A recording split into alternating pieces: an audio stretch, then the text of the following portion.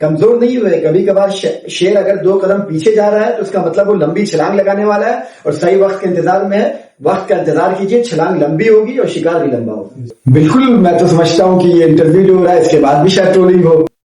देखिए, तो बड़ा मुश्किल सवाल है और ये बैलेंस बनाने की कोशिश अभी जारी है, संघर्ष जारी है। जैसे कला भाई, अगर आगे चल के फ्यूचर में अगर किसी पार्टी से गठबंधन करना पड़ा तो आप किस पार्टी को चुनेंगे?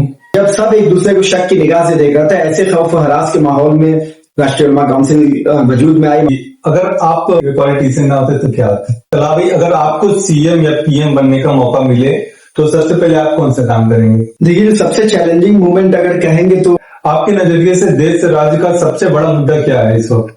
तो अब तो एक वो है ना कि अब तो आदत है मुझको ऐसे जीने की, तो वो यही मामला है। अब तो इसे हमने मान लिया कि 2 ट्रेनें बुक करके आजमगढ़ और जौनपुर के लोग बेईमानी के खिलाफ आवाज देने यहाँ से लेकर दिल्ली के जंतर मंतर तक गए। तो सामा व्लॉगिंग के हमारे व्लॉगर यहाँ सामने सामा साहब बैठे हुए हैं। इनका चैनल है, यूट्यूब चैनल सामा व्लॉगिंग, इसे सर्च कीजिए, इसे सब्सक्राइब कीजिए।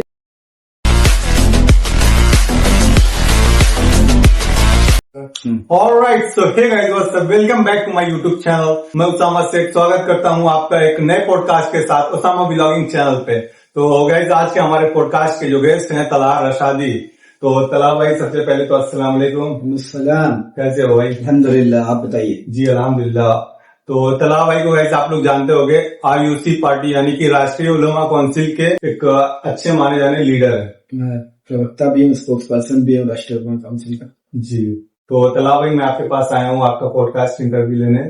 जी, आपका बहुत इस्तकबाल है, स्वागत है। जी, तो तलहा भाई, सबसे पहले आपसे क्वेश्चन रहेगा, आपने पॉलिटिक्स में आने का सोचा कैसे, कहाँ से ख्याल आया?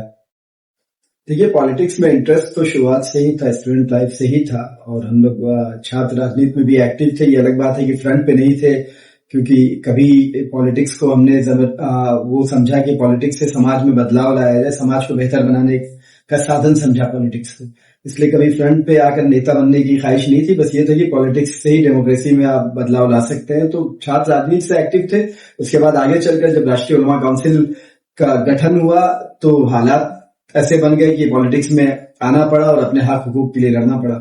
तलहा भाई, आपसे क्वेश्चन था, आपका पॉलिटिक्स करियर में सबसे चैलेंजिंग मोमेंट कौन सा था? देखिए, पॉलिटिक्स में जो सबसे चैलेंजिंग मोमेंट था वो मैं समझता हूँ राष्ट्रीय उलमा काउंसिल का जो गठन हुआ वो अपने आप में एक बहुत बड़ा चैलेंजिंग मोमेंट था हम सभी लोगों के लिए जो भी राष्ट्रीय उलमा काउंसिल से जुड़े हैं। क्योंकि जिन हालात में राष्ट्रीय उलमा काउंसिल वजूद में आई, मैं समझता हूँ हिंदुस्तान की वाहिद एक पॉलिटिकल पार्टी है जो बिना किसी प्लानिंग के, जो प्री प्लानिंग के, जो बिना किसी रणनीति के शुरू से कोई एक इरादे के हालात के मद्देनजर और आंदोलन की कोख से पैदा हुई। क्योंकि डेमोक्रेटिक सेटअप में आपकी आवाज तब सुनी जाती है जब आप एक्टिव पॉलिटिक्स का हिस्सा होते हैं। तो राष्ट्रीय उलमा काउंसिल जो दहशत का माहौल था उस 2008 में, जब मौलाना आमिर इरशादी मदनी साहब जो हमारे कौमी सदर हैं, उन्होंने आवाज उठाई, उन्होंने आवाज दी और वो बाहर निकले। तो जो खौफ और हरास का माहौल था, लोग मगरिब के बाद घरों से बाहर नहीं निकलते थे, नए लोगों का फोन नहीं उठाते थे, मिलते नहीं थे। और जब सब एक दूसरे को शक की निगाह से देख रहा था, ऐसे खौफ और हरास के माहौल में राष्ट्रीय उलमा काउंसिल वजूद में आई। मौलाना आमिर इरशादी मदनी साहब ने एक चिराग जलाया, एक चिराग रोशन किया जब चारों तरफ अंधेरा फैला हुआ था। तो मैं समझता हूँ वो सबसे चैलेंजिंग मोमेंट था कि जब राष्ट्रीय उलमा काउंसिल उस खौफ और हरास के माहौल में बाहर निकली, लोगों को आवाज दिया, लोगों को यूनाइट किया और सभी को साथ लेकर फिर हम लोग जो ट्रेन की बुकिंग है, जो अपने आप में एक तारीख है, एक बहुत बड़ी इतिहास है कि पहली बार 2 ट्रेनें बुक करके आजमगढ़ और जौनपुर के लोग मुत्तहिद होकर अपने खिलाफ हो रहे जुल्म, नाइंसाफी और बेईमानी के खिलाफ आवाज देने यहाँ से लेकर दिल्ली के जंतर मंतर तक गए। तो वो उस पूरे चीजों को ऑर्गेनाइज करना और साथ में खामोशी से और शांति से और सबकी हिफाजत का ख्याल रखते हुए लेके चलना एक बहुत चैलेंजिंग मोमेंट था। एक तो वो मैं समझता हूँ राष्ट्रीय उलमा काउंसिल के वजूद में आना। दूसरा मैं समझता हूँ पॉलिटिकल एंगल से अगर मैं देखूँ, पॉलिटिकल लाइफ में जो रही और जब से मैं एक्टिव पॉलिटिक्स में हूँ, 2017 में जब हमारा बहुजन समाज पार्टी से गठबंधन हुआ था तो उस वक्त समाजवादी पार्टी सरकार में थी और विपक्ष में बहुजन समाज पार्टी थी और सभी लोग कह रहे थे कि बसपा की सरकार बनेगी। उन हालात में राष्ट्रीय उलमा काउंसिल ने बहुत सोचने समझने के बाद ये फैसला लिया था कि हम बसपा से एक स्ट्रेटेजिक अलायंस करेंगे, जिसके बाद में बहुत लोगों ने मुखालफत भी की और बहुत ट्रोलिंग भी हुई। तो वो हम लोगों ने बहुत चीजें सोचकर कौम और मुल्क के मफाद में वो फैसला लिया था। और अगर सरकार बनती बसपा की तो आप देखते कि जो हमसे वादे किए गए थे उस गठबंधन के दौरान कि मुख्यमंत्री अगर बनती हिमायती जी तो क्या क्या चीजें सामने आएगी। पर वो चैलेंजिंग मोमेंट था और उसमें क्योंकि सरकार बनी नहीं और बसपा का सत्ता में आई नहीं, तो जो वादे और इरादे जो हमारे थे वो पूरे नहीं हो पाए। तला वो भाई, चैलेंजिंग मोमेंट। सरकार ना बनने का क्या रीजन था? आपने देखा कि वो एक अंडर करंट था भारतीय जनता पार्टी का, और एक नफरत की पॉलिटिक्स, एक कम्युनलिज्म की पॉलिटिक्स वजूद में आई और लोगों में बांटने की पॉलिटिक्स वजूद में आई, और भारतीय जनता पार्टी सत्ता में आई। तो बसपा ऑब्वियसली विपक्ष की पार्टी तो बसपा थी, पर बसपा कहीं ना कहीं वो अपने आप को उस तरह से प्रोजेक्ट नहीं कर पाए अपनी पॉलिसीज को, और जनहित के मुद्दों पे शायद उस तरह से लड़ नहीं पाए, इसलिए जनता ने उन्हें स्वीकारा नहीं। जी, आपके नजरिए से लीडरशिप का क्या मतलब है? देखिए, ये मैं समझता हूँ लीडरशिप ये आमतौर पे सब हम देखते हैं कि हमारे गांव घर में, मोहल्ले में, हर जगह, हर घर में अब तो एक नेता पैदा हो रहा है, और कुछ लोग एक समाज का एक बड़ा तबका नेता को गाली की तरह मानता है, और समाज का एक बड़ा तबका नेता को बहुत सम्मानित पद मानता है कि मुझे नेता कहा जाए, कहलवाया जाए। मैं दोनों से डिसएग्री करता हूँ। मैं कभी नहीं चाहता कि मुझे नेता कहा जाए, और मैं उन लोगों से भी शिकायत रखता हूँ जो ये कहते हैं कि नेता बहुत अपमानित और बहुत गंदा पद है या गाली की तरह समझते हैं। नेता, जैसे आपने कहा, अंग्रेजी में जिसे लीडर कहते हैं, उर्दू में हम कायद कह सकते हैं, रहनुमा कह सकते हैं, बहुत ही सम्मानित पद है। पर इस तरह के लोग इस पे नेता अपने आप को कहलवाने लगे बन गए जिन्होंने इस पद का अपमान कर दिया।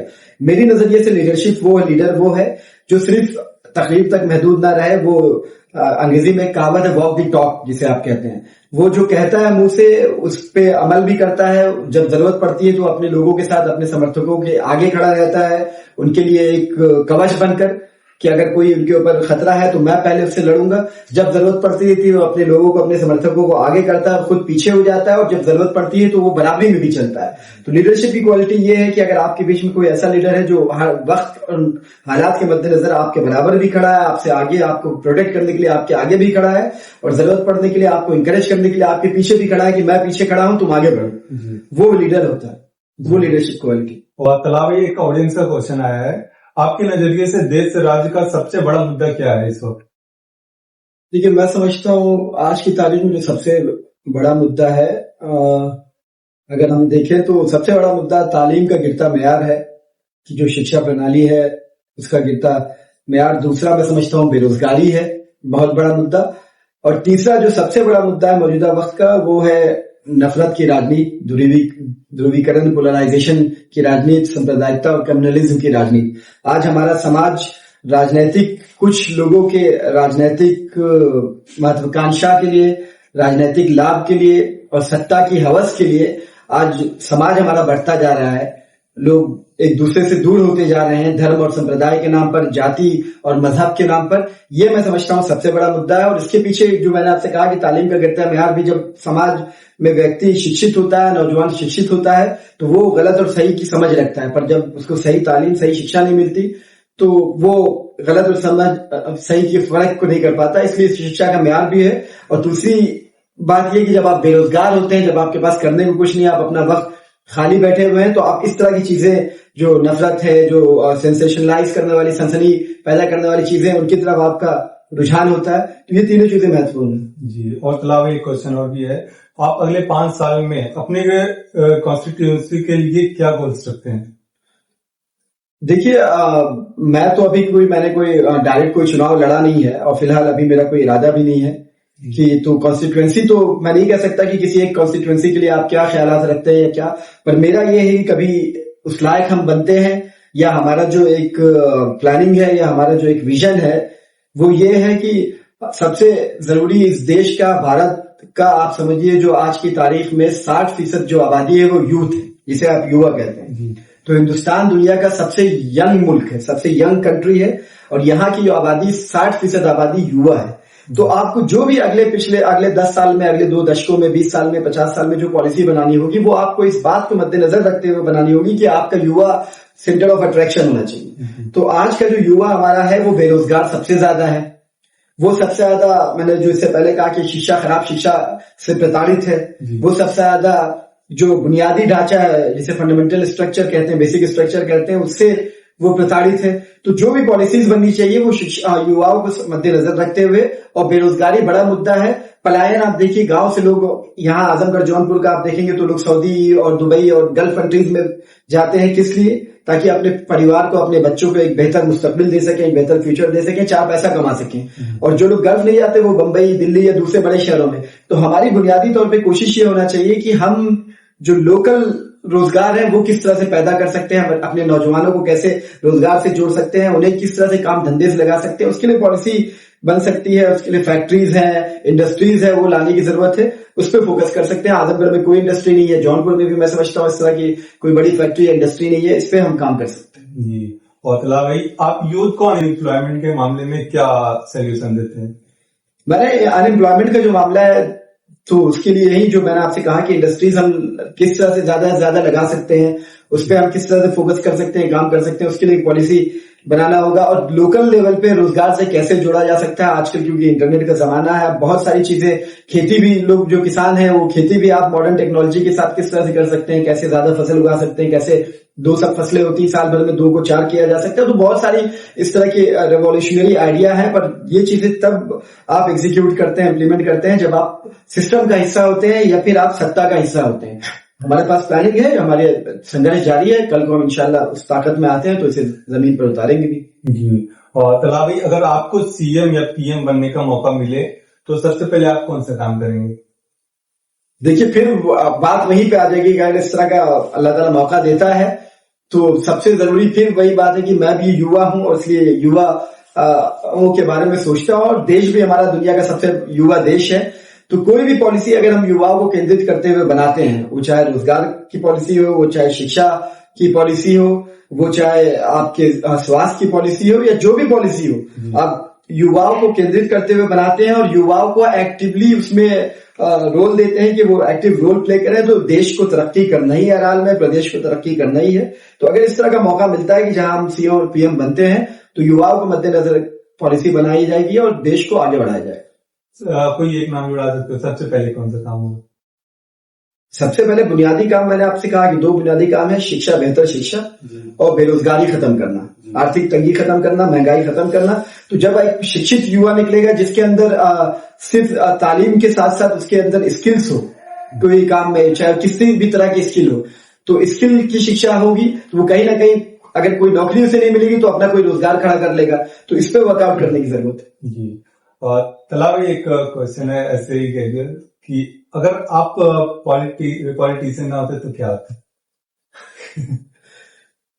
देखिए, मुझे पढ़ने और पढ़ाने का बहुत शौक है, और मैंने कहा कि आप देख रहे हैं लगातार मेरी बातों में युवा आता भी है, तो मुझे युवाओं को मार्गदर्शन करने का बड़ा शौक है, और इसीलिए मैं एक स्कूल भी चलाता हूं और अपने बच्चों को, नौजवानों को हमेशा मार्गदर्शन उनका करता रहता हूं कि एक बेहतर नागरिक बने, एक बेहतर देशवासी बने, किस तरह से देश को, समाज को, अपने गांव को, अपने घर को, मोहल्ले को, अपने खानदान को आगे बढ़ा सकते हैं, इस बारे में सोचें।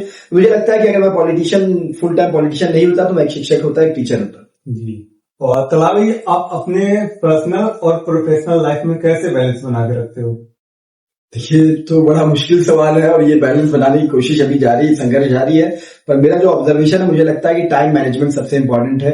अगर हालांकि पॉलिटिक्स में मसला ये है कि आप एक प्री प्लान लाइफ जीना आपके लिए बड़ा मुश्किल होता है, शेड्यूल लाइफ नहीं होती, कब जागना है, कब सोना है, कब खाना है, कब पीना है, इसका कोई फिक्स टाइम नहीं होता। पर इसी में टाइम मैनेजमेंट में ही आपको अपनी फैमिली के लिए भी वक्त निकालना है, और आपको समाज के लिए भी वक्त निकालना है, अपने काम के लिए भी वक्त निकालना है। तो वो कोशिश जारी है, और दिन ब दिन मुझे लग रहा है कि मुझे अक्सर ये महसूस होता है, और मेरी फैमिली में शिकायत भी होती है कि मैं फैमिली को वक्त नहीं दे पाता। तो मैं उस टाइम मैनेजमेंट की कोशिश कर रहा हूँ, और वो वक्त देने की कोशिश है कि जो भी टाइम आप अपनी फैमिली के साथ स्पेंड कर रहे हैं वो क्वालिटी टाइम हो। जी। तला भाई, ऑडियंस ये भी बता रही है कि आप अच्छे एडवोकेट भी हैं, क्या सही बात है ये? जी, मैंने लॉ किया है और मैं प्रैक्टिसिंग लॉयर हूँ। मैं हाई कोर्ट में भी प्रैक्टिस करता हूँ और यहाँ डिस्ट्रिक्ट कोर्ट में भी। पर यह है कि मेरा प्रोफेशन नहीं है, मेरा शौक था, और मुझे लगता है शौक के साथ साथ कुछ मजलूमों, कुछ जो पीड़ित हैं, जो दुखी लोग हैं, जो इंसाफ की तलाश में मजलूम भटक रहे हैं, हम उनकी मदद भी कर पाते हैं, उन्हें इंसाफ दिलाने में एक उनका टूल भी बन पाते हैं। तो मेरा शौक के साथ साथ मैं लोगों की मदद करने के लिए लॉ मैंने पढ़ा भी था और प्रैक्टिस भी कर रहा हूँ। आपके पास आए कि ऐसी परेशानी में फंसे हैं, मेरा केस लड़ लो, तो उसका कुछ चार्ज रहता है कि ऐसे? देखिए, क्योंकि हम लोगों की एक टीम है, मैं अकेला नहीं हूँ, तो डिपेंड करता है। जो इस तरह के जरूरतमंद होते हैं, जो अपने अगर कोई सहायता नहीं, अपनी अपने मुकदमे का खुद खर्चा नहीं उठा सकते, मदद नहीं कर सकते, तो उनका हम लोग फ्री में भी केसेस देखते हैं। बहुत से ऐसे लोग हैं, और खासतौर पर जब कोई इस तरह के समाज से जुड़े हुए मुद्दे होते हैं जहां पे एक साथ कई सारे लोगों को गलत फंसा दिया गया हो या कई सारे लोगों को जेल में डाल दिया गया हो, झूठे मामलात में कहीं दंगा फंसा दिया, इस तरह के मामला जो होते हैं, तो उसमें अक्सर हम लोगों की एक टीम है, लीगल टीम, वो मदद करती है, बिना पैसे के भी लोगों की मदद करती है, उनकी हर तरह से मदद की जाती है, उनका मुकदमा लड़ा जाता है। कुछ लोगों की हम लोगों ने पिछले दिनों जमानत भी कराई इस तरह के कई मामलात में, हालांकि मैं मामलात का नाम नहीं लेना चाहता क्योंकि किसी के साथ कुछ करिए तो उसको जताना बेहतर नहीं है, पर इस तरह के मामलात में जो जरूरतमंद है उनकी पूरी मदद की जाती है। बाकी जो अपना खर्चा बियर कर सकता है वो लोग अपना खर्चा उठाते नहीं है। जी तला भाई, एक अच्छे पॉलिटिशियन के सामने ट्रोलिंग वाला बहुत सवाल आता है कि ट्रोलिंग को कैसे फेस करना। मतलब मेरा सवाल आपसे है, आपको ट्रोलिंग का सामना करना पड़ता है तो उसे कैसे हैंडल करते हो?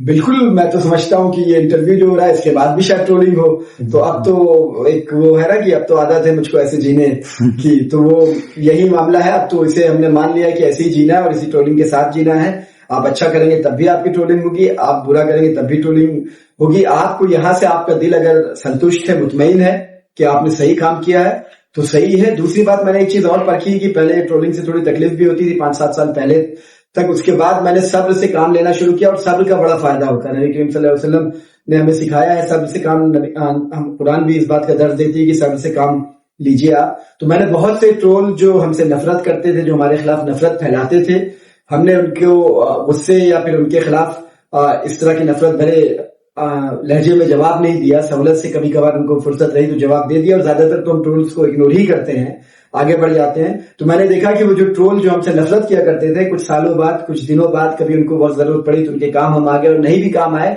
तो वो लोग खुद आज हमसे मोहब्बत करने लगे, बहुत सारे लोग। जी तो तला भाई, ये बताइए आपका फेवरेट लीडर कौन है, पास्ट और प्रेजेंट? देखिए, बहुत वास्ट सवाल है और अलग अलग आप देखेंगे डोमेन में अलग अलग लीडर हो सकते हैं, पर यूनिवर्सल तौर पर अगर मैं मानूं तो मेरे नजदीक मेरा जो सबसे बड़ा रहनुमा है, जो सबसे बड़ा कायद है, जो सबसे बड़ा लीडर है, वो नबी करीम सल्लल्लाहु अलैहि वसल्लम को मैं अपना लीडर मानता हूँ, अपना गाइड मानता हूँ, अपना आइडियल मानता हूँ, क्योंकि उनकी जो सीरतुन नबी, उनकी जो लाइफ थी, उससे आपको हर पहलू में कुछ ना कुछ सीखने को मिल जाएगा। जब वो नबी नबुव्वत उन्होंने नहीं हासिल की, 40 साल की उम्र से पहले तक वो आम इंसान की तरह किस तरह जिंदगी जीते रहे, उसके बाद उन्होंने अपनी जिंदगी से हमें तिजारत भी सिखाई, अपनी जिंदगी से सियासत भी सिखाई, अपनी जिंदगी से उन्होंने इंसाफ के लिए लड़ना भी सिखाया, इंसानियत के लिए लड़ना भी सिखाया। उन्होंने एक आम इंसान की तरह सब्र का भी सबक दिया कि किस तरह सब्र से आपको रहना है, और जब जालिम की आंख में आंख डालकर कैसे आपको लड़ना है ये भी उन्होंने सिखाया। तमाम जंगे लड़के और पत्थर तक खाते रहे, खून बहता रहा, पर सब्र से काम लिया। अपनी कौम के लिए उन्होंने कभी जिब्रील अलैहिस्सलाम आ गए और कहा कि पहाड़ को सटा देते हैं और खत्म हो जाएंगे ये लोग जो उनके ऊपर जुल्म ढा रहे हैं, तब भी उन्होंने रहम से पेश आया। तो रहम दिली, आपके इंसानियत, अखलाक और तमाम जो आप एक गुड क्वालिटीज जिसे आप कहते हैं, कैरेक्टरिस्टिक्स होती हैं, वो नबी करीम सल्लल्लाहु अलैहि वसल्लम की आपको लाइफ से, उनकी सीरतुन नबी से मिल जाएगी। पॉलिटिक्स कैसे करना है, सियासत कैसे करना है, दीन कैसे फॉलो करना है, दुनिया कैसे फॉलो करना है, तमाम चीजें। तो मेरे लिए तो आइडियल लीडर वही है। हाँ, अगर आप पॉलिटिक्स, हिंदुस्तान की पॉलिटिक्स या खासतौर पर उत्तर प्रदेश की पॉलिटिक्स के डोमेन में आप देखेंगे तो मैं दूसरा अगर किसी को पढ़ना और सीखने की कोशिश करता हूँ, खासतौर पे मुस्लिम पॉलिटिक्स से रिलेटेड, तो डॉक्टर अब्दुल जलील फरीदी साहब, मरहूम। तो तला भाई, कहीं ना कहीं आपकी पार्टी में गिरावट आई है पहले से, उसका क्या रीजन है? देखिए, मैं इससे डिसएग्री करता हूं कि गिरावट आई है। ये मुझे लगता है कि ये एक साइकोलॉजिकल, लोगों का जहन, लोगों के अंदर एहसास कमतरी, खासतौर पर हमारे कार्यकर्ता, हमारे नेताओं के अंदर या जो हमारे समर्थक, उनके अंदर एहसास कमतरी पैदा करने के लिए जो विरोधी पक्ष के लोग हैं वो ये इस तरह की बातें फैलाते हैं। आप देखिए, जब भी उलमा काउंसिल की कहीं बात होती है तो चाहे वो कांग्रेसी, सपाई, बसपाई, सब एक होकर आपके मुखालिफ खड़े हो जाते हैं। उसकी वजह यह है कि वो नहीं चाहते कि एक मैदान में 4-5 एस्टेब्लिश खिलाड़ी थे, कोई नया खिलाड़ी आए खड़ा हो उसके मुकाबले, तो वो इसलिए सबके सब एक साथ खड़े होकर मुखालिफ हो जाते हैं। अगर आपने कहा कि गिरावट आई है, मैं ये कैसे मानूं? हमारे पास 2008 से लेकर आज 2025 से न पहले कोई विधायक था, न कोई मंत्री था, न कोई सांसद था, न आज। हम पैदल पहले भी थे, अपने लोगों के साथ, अपनी अवाम के साथ, अवामी मुद्दे पे मुत्तहिद होकर, यूनाइट होकर लड़ाई लड़ते रहे, और हम आज भी पैदल हैं। कमजोर वो लोग हुए, बहुजन समाज पार्टी कमजोर हुई है। वो, उनके पास पिछले इलेक्शन में 10 एमपी थे, आज एक भी एमपी नहीं है। उनके पास 17-18 विधायक थे, उससे पहले उनकी सरकार हुआ करती थी, आज एक विधायक है। समाजवादी पार्टी सरकार में थी 12 से 17, आज पिछला 2 टर्म हो गया सरकार के लिए वो तरस रहे, वो कमजोर हुए हैं। कांग्रेस केंद्र सरकार में थी, उत्तर प्रदेश में सरकार हुआ करती थी, आज कहीं नहीं, उत्तर प्रदेश में उनके पास कुछ नहीं है, केंद्र में उनके पास कुछ नहीं है। कमजोर वो है जिसके पास कुछ था उसने खो दिया, कमजोर वो होता है जिसके पास कुछ था ही नहीं, वो कहाँ कमजोर हुआ। हम तो कल भी थे। हाँ, एक सियासी लाए अमल के तहत, एक स्ट्रेटेजी के तहत, एक रणनीति के तहत हम लोग हर मुद्दों को लेकर पहले जो जिस तरह से हाइपर एक्टिव थे, सड़क पे आंदोलन किया करते थे, उन चीजों में हमने एक स्ट्रेटेजी के तहत उसमें कमी लाई है। इस वजह से आपको लगता है कि सड़क पे हर मुद्दों पे हम नजर नहीं आ रहे हैं तो हम कमजोर हुए हैं। कमजोर नहीं हुए। कभी कभार शेर अगर 2 कदम पीछे जा रहा है तो उसका मतलब वो लंबी छलांग लगाने वाला है और सही वक्त के इंतजार में है। वक्त का इंतजार कीजिए, छलांग लंबी होगी और शिकार भी लंबा होगा इंशाल्लाह। तला भाई, आप यंगस्टर को क्या एडवाइस देना चाहोगे हमारे इंटरव्यू के माध्यम से? देखिए, यंगस्टर्स को यही एडवाइस देना चाहेंगे, खासतौर पे क्योंकि आप दोनों भी यंग हैं और आप लोग इंस्टाग्राम और पॉडकास्ट चलाते हैं, तो मैं समझता हूँ यंग यूथ ही देखेगा। मेरी सिर्फ एक एडवाइस है कि जो भी कर रहे हैं जमकर करिए। लाइफ जी रहे हैं, जमकर लाइफ कीजिए। थोड़ा सा पढ़ लें, थोड़ा सा खेल खेल लें, थोड़ा सा ये कर लें। इस तरह से आप रहेंगे कहीं। अगर आपको खेल में शौक है, जमकर खेलिए, इतना जमकर खेलिए कि आप एक नाम बनिए देश के लिए। आप सानिया मिर्जा बन सकते हैं, आप निखत परवीन बन सकते हैं, आप मोहम्मद सिराज बन सकते हैं, आप मोहम्मद समी बन सकते हैं। आपके पास बहुत सारे ऑप्शंस हैं, ताकि लोग आपको जाने, समाज आपको जाने, आपको लगे कि आपका अस्तित्व, आपका वजूद देश के लिए फायदेमंद है, मुल्क के लिए फायदेमंद है, आपके समाज के लिए फायदेमंद है। अगर आप पढ़ाई कर रहे हैं तो जमकर पढ़ाई कीजिए। आप IAS PCS बनिए, आप डॉक्टर्स बनिए, आप इंजीनियर्स बनिए, आप सरकारी नौकरियों में बड़ा पद हासिल कीजिए, ताकि फख्र से लोग कह सके कि आप अपने समाज के साथ साथ इस देश की सेवा में है। तो जो भी करिए जमकर कीजिए। लाइफ जी रहे हैं, जमकर जिए, दिल लगाकर करिए, कुछ बनकर दिखलाइए। ये जरूरत है। जब आज एक ऐसा माहौल बना दिया गया है, खासतौर पे क्योंकि मैं एक मुस्लिम लीडर हूं, मुस्लिम पॉलिटिक्स करता हूं, तो मैं अपने समाज के मुस्लिम नौजवानों से ये कहना चाहूंगा कि इस विक्टिम कार्ड से बाहर निकल जाइए, इस रोने धोने से बाहर निकल जाइए। जो हम भी जानते हैं, आप जानते हैं, और पिछले 70 साल से हमें ये बताया जा रहा है कि हमारे ऊपर जुल्म किया जा रहा है। इस जुल्म के खिलाफ अगर आपको खड़े होना है तो खुद खड़े होना होगा। आपको अपनी लड़ाई खुद लड़नी होगी। और जमहूरी निजाम में, डेमोक्रेसी में आप रोते रहिए, चिल्लाते रहिए, कोई आपकी सुनवाई नहीं होगी जब तक आप पॉलिटिक्स और सिस्टम का हिस्सा नहीं है, जब तक आप वोट पॉलिटिक्स का हिस्सा नहीं है। तो आप इस बात को समझिए कि आप 2 तरीके से ही इस मुल्क में अपना नाम कर सकते हैं, इस बढ़ते हुए जुल्म को खत्म कर सकते हैं। एक चीज है, बेहतर तालीम हासिल करके, अच्छी तालीम हासिल करके मेन स्ट्रीम सिस्टम का हिस्सा बनिए, ब्यूरोक्रेसी का हिस्सा बनिए। दूसरी चीज, पॉलिटिक्स में उस लेवल पे पहुंचिए कि आप अपने समाज के लिए लड़ सके, अपने समाज के लिए कुछ कर सके। तो thank you so much guys, thanks for watching this video. हमारे पॉडकास्ट में थे हमारे साथ तला रशादी। तला भाई, आपको पॉडकास्ट लेके बहुत अच्छा लगा। बहुत शुक्रिया आपका, आपकी तमाम ऑडियंस और व्यूअर्स का। जी, तला भाई कुछ कहना चाहोगे मेरे यूट्यूब चैनल के बारे में? तला भाई, मैं अपने बारे में कुछ बताना चाहूंगा। जैसे मैं यूट्यूब पे पॉडकास्ट ले रहा हूँ, लोगों का इंटरव्यू ले रहा हूँ, इसका सबसे बड़ा और सबसे पहला रीजन क्या पता है? आप जैसे पॉलिटिशियन की बात और बड़े बड़े इन्फ्लुएंसर की बात फैंस तक पहुंचाना चाहता हूँ। बहुत लोग रहते हैं, गरीब रहते हैं, वो आपके पास आ नहीं पाते, आना चाहते हैं तो भी नहीं आ पाते क्योंकि पैसे की प्रॉब्लम रहती है। तो मैं अपने आप को उस काबिल समझता हूँ कि मैं किसी भी पॉलिटिशियन के पास या इन्फ्लुएंसर के साथ पॉडकास्ट कर सकता हूँ, मतलब अपने में कॉन्फिडेंस फील करता हूँ। इसलिए मैं आपके पास आया हूँ, आपकी बात पहुंचाऊंगा उन लोगों तक।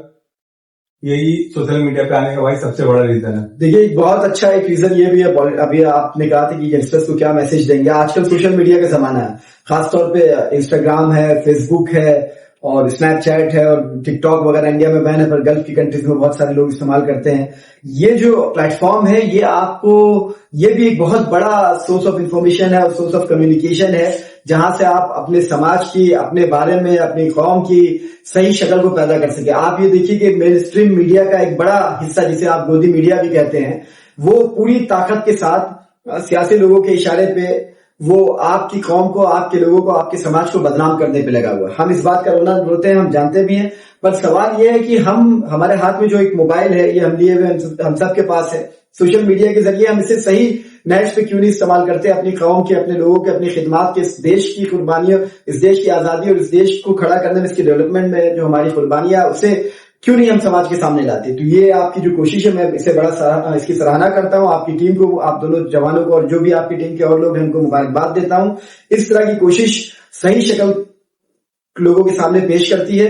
सोशल मीडिया का इस्तेमाल गलत तरीके से भी हो सकता है। आप नाच गाना या इस तरह की एक्टिविटीज या आप देखिए बहुत सारे पेजेस और बहुत सारे इस तरह के हैंडल्स हैं जो गाली गलौज और इस तरह के गैर म्यारी चीजों को इस्तेमाल करके उनकी करोड़ों में या लाखों में उनकी लाइक्स होंगे, फॉलोअर्स होंगे, पर आप जहन को गंदा करना है। आप आने वाली नस्लों की जहन को गंदा कर रहे हैं। आप अच्छी वो रील्स बनाकर, आप अच्छी वीडियोस बनाकर, आप इंटरव्यूज करके, या आप खुद भी, जब जैसा आपने कहा कि अभी आपका जो प्रेजेंटेशन था बहुत अच्छा कॉन्फिडेंस आपकी बॉडी लैंग्वेज में झलक रहा है, तो जब आप करेंगे तो सामने आ सकता है। आप इससे पैसे भी कमा सकते हैं, आप इससे कैरियर भी बना सकते हैं। दुनिया में इस वक्त सोशल मीडिया का कैरियर बहुत बड़ा कैरियर है और आप इसके साथ ही साथ समाज सुधारक भी बन सकते हैं। सोशल एक्टिविस्ट आपको बनना है, पॉलिटिशियन बनना है, तो आप इसके जरिए समाज सुधारक भी बन सकते हैं। बेहतर अच्छी रील बनाइए और आपको देखने के लिए कंटेंट अगल बगल में मिल जाएगा, आपके गांव में मिल जाएगा, करीब के स्कूल में मिल जाएगा, आपके गांव के नौजवान लड़कों में मिल जाएगा। कंटेंट खोजने पे आप पॉजिटिव होकर देखिएगा, पॉजिटिव चीजें मिलेंगी,